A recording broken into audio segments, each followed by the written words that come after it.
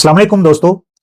मैं हूं दानिश इरशाद और आज बात करेंगे एक ऐसे राज की जिसे दहाइयों से सियासी नारों, जज्बाती बयानियों और अधूरे सच के पीछे छुपाया जाता रहा। क्या वाकई 28 अप्रैल 1949 का मायदा कराची गिलगित बल्तिस्तान को रियासत जम्मू कश्मीर का हिस्सा साबित करने वाली वाहिद दस्तावेज है, या फिर अवाम को एक ऐसा बयानिया सुनाया गया जिसकी बैनुल अक़वामी सतह पर कोई कानूनी हैसियत नहीं है। आज हम माजी के चंद औराक उलटते हैं जिनमें यह तय हुआ था कि रियासत जम्मू कश्मीर के मुस्तकबिल पर कौन बात करेगा, किसके पास दिफा होगा, खारजा पॉलिसी किसके इख्तियार में होगी, और सबसे बढ़कर यह कि गिलगित बल्तिस्तान को असल में रियासत जम्मू कश्मीर का हिस्सा किस दस्तावेज ने तस्लीम किया। क्या 28 अप्रैल 1949 का मायदा वाकई तारीखी कामयाबी थी, या इसी मायदे में आज़ाद जम्मू कश्मीर हुकूमत ने अपने सियासी, सफारती, अस्करी खुद मुख्तारी समेत मकामी इख्तियारात को भी सरेंडर किया। आप इस विलाग में जानेंगे कि कैसे आज़ाद फौज पाकिस्तान के कंट्रोल में गई, कैसे अक़वाम मुत्तहिदा में अपना मुकदमा पेश करने का हक खत्म हुआ, और कैसे एक पूरी रियासत का मुस्तकबिल और उसका इख्तियार चंद दस्तखतों के बाद बदल गया। हम अक़वाम मुत्तहिदा की उन करारदादों की भी बात करेंगे और 1948 और 1949 में होने वाले उन फैसलों की भी, और उस असल मायदा कराची की भी जो अक़वाम मुत्तहिदा की निगरानी में पाकिस्तान और भारत के दरमियान हुआ, जिसने सीज फायर लाइन मुतय्यन की और जिसे बाद में लाइन ऑफ कंट्रोल कहा जाने लगा। इस विलाग को सुनने के बाद आपको वो हकायक मिलेंगे जो सियासी जलसों में तो कभी नहीं बताए जाते, लेकिन आज दस्तावेजात भी होंगी, तारीख भी बताई जाएगी और सवाल भी उठाए जाएंगे। आखिर तक जरूर देखिएगा, क्योंकि आज हम नारों से नहीं बल्कि कानूनी दस्तावेजात से और जो तारीख का एक पसे मंजर है उसके साथ बातचीत करेंगे, गुफ्तगू करेंगे। जम्मू कश्मीर पीपल्स पार्टी का यह दावा रहा है कि 28 अप्रैल 1949 का मायदा कराची वो अकलौती दस्तावेज है जो गिलगित बल्तिस्तान को रियासत जम्मू कश्मीर का हिस्सा होने का सबूत है। लेकिन तारीख बताती है कि 28 अप्रैल 1949 के मायदा कराची की कोई बैनुल अक़वामी हैसियत नहीं है। ये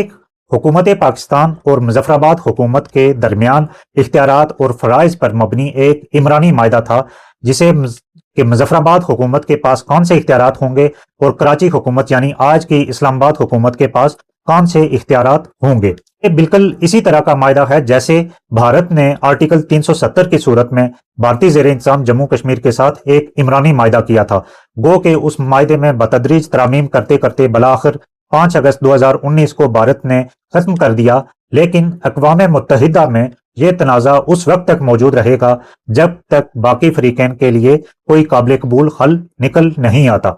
अब इस पर आते हैं कि मायदा कराची 28 अप्रैल 1949 के मायदा कराची में हमने क्या पाया, क्या खोया, और गिलगित बल्तिस्तान को रियासत जम्मू कश्मीर का हिस्सा कब और कैसे तस्लीम किया गया। 28 अप्रैल 1949 के मायदा कराची की बात करें तो उसमें सबसे पहले दिफा हुकूमत पाकिस्तान के पास चला गया, और जाहिर है ये जाना भी था क्योंकि अक़वाम मुत्तहिदा में इंडिया और पाकिस्तान के दरमियान जम्मू कश्मीर के महाज पर सीज फायर हुआ था और जिसके इंतजाम में जो इलाके थे उन्होंने ही उसकी हिफाजत करनी थी। ताहम 28 अप्रैल के मायदे में आज़ाद हुकूमत रियासत जम्मू कश्मीर की जो फौज थी, जिसे आज़ाद फौज के नाम से भी जाना जाता था, उसको भी मुकम्मल तौर पर हुकूमत पाकिस्तान के कंट्रोल में दे दिया गया, यानी पाक फौज में जम कर दिया गया। यूं जिस अवामी फौज की बुनियाद पर डोगरा फोर्सेस के खिलाफ जिद्दोजहद शुरू हुई थी उसको मुकम्मल तौर पर खत्म कर दिया गया। अक़वाम मुत्तहिदा के कमीशन से भी मुज़ाकरात का इख्तियार हुकूमत पाकिस्तान को दे दिया गया। खारजा पॉलिसी गो के पाकिस्तान के इंतजाम में चली गई, और जाहिर है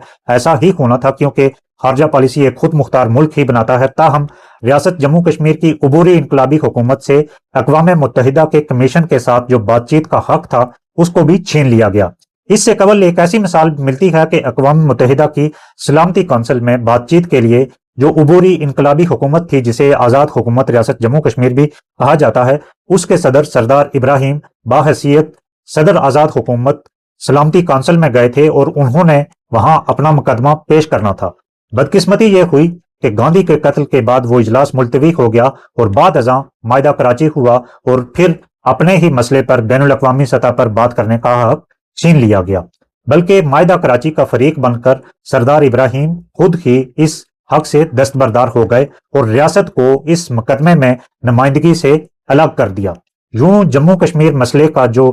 سے متعلق پاکستان اور بیرون دنیا میں بات کرنے کا حق تھا اس سے دستبرداری اختیار کی گئی اور ریفرنڈم کے متعلق تمام انتظامات سے بھی علیحدگی اختیار کر لی گئی اور وہ حکومت پاکستان کو سونپ دیے گئے۔ اس کے ساتھ ساتھ ریاست جموں کشمیر کے ایک بڑے حصے گلگت بلتستان پر حق جتانے کے بجائے اس کو لاوارث چھوڑ دیا گیا، بلکہ اس کی کبھی بات ہی نہیں کی گئی، گو کہ اس سے پہلے بھی وہ مظفرآباد حکومت کے ماتحت نہیں تھا، لیکن ان کے حق کے لیے اور مشترکہ جدوجہد کے لیے کبھی بات نہ کی گئی، کیونکہ جو 24 اکتوبر 1947 کا ایک اعلامیہ تھا تو اس کے مطابق یہ ایک عبوری انقلابی حکومت تھی جس کے دائرہ اختیار میں ریاست جموں کشمیر کے تمام حصے آتے تھے، اور اسی بنیاد پر ریاست جموں کشمیر کے تمام حصوں پر مبنی ایک حکومت بھی، اس کا کابینہ کا حصہ جو لوگ تھے وہ بھی ریاست کے تمام حصوں پر مبنی تھے۔ اور اس کے ساتھ ساتھ جو حکومت پاکستان کا کنٹرول تھا وہ آزاد جموں کشمیر جو ایک ٹیریٹری موجود تھی اس حکومت کے پاس، تو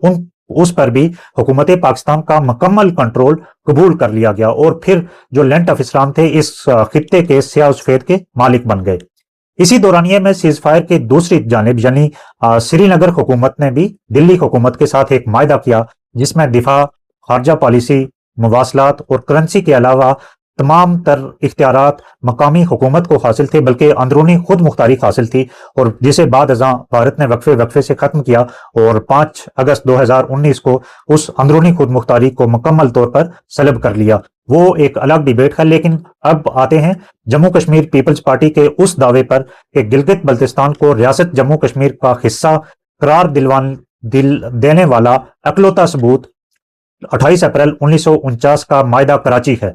تو اگر اس بیانیے پر جائیں تو یہ سوائے گمراہ کن بیانیے کے کچھ اور نہیں ہے، کیونکہ اس معاہدے کی کوئی بین الاقوامی حیثیت نہیں ہے۔ یہ معاہدہ پہلے بھی بتا چکا ہوں کہ کراچی اور مظفرآباد حکومتوں کے درمیان تھا، جبکہ گلگت بلتستان اقوام متحدہ کی قراردادوں کی روشنی میں تنازع کشمیر کا حصہ ہے، اور ان قراردادوں میں ریاست جموں کشمیر کا جغرافیہ بالکل واضح ہے۔ اس کی تفصیل آپ کے سامنے رکھتے ہیں کہ اقوام متحدہ کی سلامتی کونسل کی قرارداد نمبر 38 کے ذریعے جنوری 1948 میں مسئلہ کشمیر کو پہلی بار اقوام متحدہ کی سلامتی کونسل میں زیر بحث لایا گیا، جس میں فریقین سے کشیدگی کم کرنے کی اپیل کی گئی۔ اس کے بعد ایک دوسری قرارداد کے ذریعے جنوری 1948 میں ایک خصوصی کمیشن قائم کیا گیا، جسے بعد میں UNCIP یعنی اقوام متحدہ کا کمیشن برائے انڈیا پاکستان کہا گیا، تاکہ وہ مسئلے کا تفصیلی جائزہ لے اور ثالثی کا کردار ادا کرے۔ پھر 21 اپریل 1948 کی قرارداد میں ایک جامع فریم ورک پیش کیا گیا، جس میں فوری جنگ بندی، جموں کشمیر سے افواج کا مرحلہ وار انخلا اور اقوام متحدہ کی نگرانی میں رائے شماری یعنی پلیبسٹ کروانے کی تجویز شامل تھی۔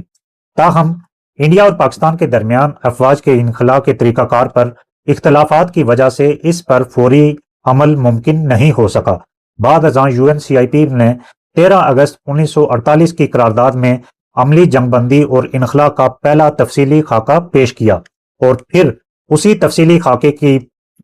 تناظر میں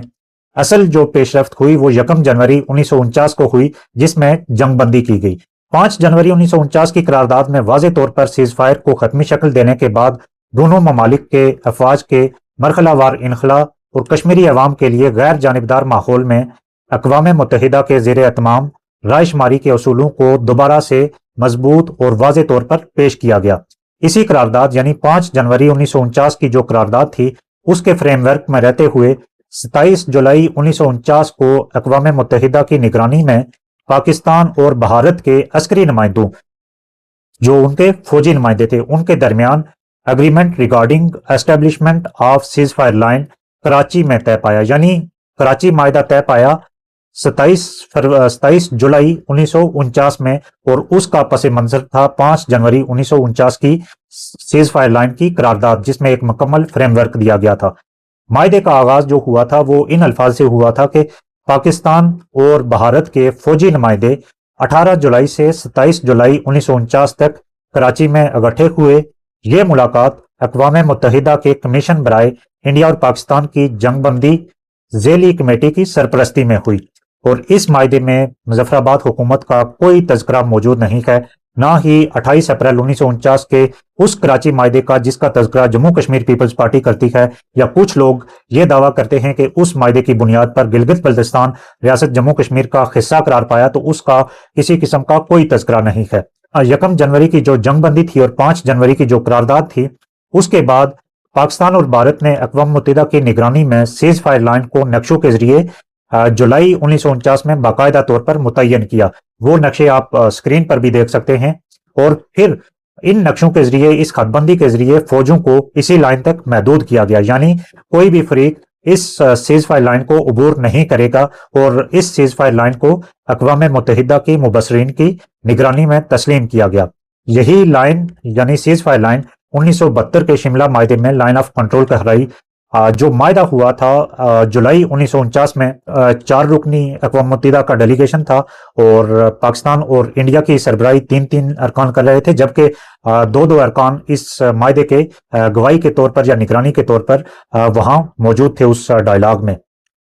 یوں یہ تو واضح ہوتا ہے کہ جموں کشمیر کا جو گلگت بلتستان حصہ قرار پایا، تو اس کی بنیاد 28 اپریل 1949 کا معاہدہ نہیں، بلکہ 5 جنوری کی جو قرارداد تھی اس کے مطابق جو معاہدہ طے پایا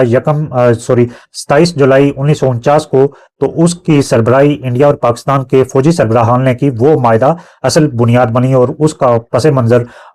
5 جنوری 1949 کی قرارداد تھی، جنگ بندی کی، جو اقوام متحدہ کے کمیشن برائے انڈیا پاکستان کے انتظام میں پاکستان اور انڈیا کے درمیان جنگ بندی کی صورت میں ہوئی۔